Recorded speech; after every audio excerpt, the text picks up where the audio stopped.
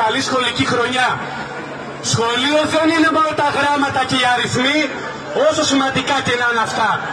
Σχολείο είναι οι σχέσεις, είναι οι φίλοι, είναι οι γονείς, είναι η καθημερινή συναναστροφή και συνεργασία με τους δασκάλους σας.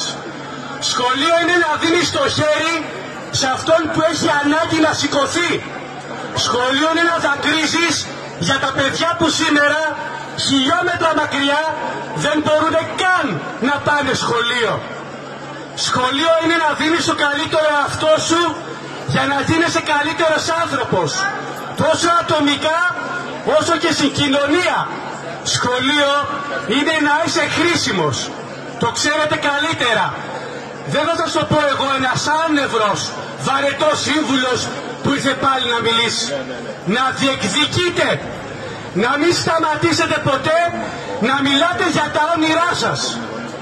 Να μην σας κατηγορήσετε ποτέ ότι είστε αδιάβαστοι, αυτοί που σας κλέψαν το βιβλίο από το χέρι, όπως είπε και ο μεγάλος Μπέρτολτ Μπρέχτ. Κάθε μέρα να προσπαθείτε για το αδύνατο και να κάνετε πράξη όλες και όλοι μαζί το σύνθημα αγώνας, γνώση, τόλμη και αντοχή.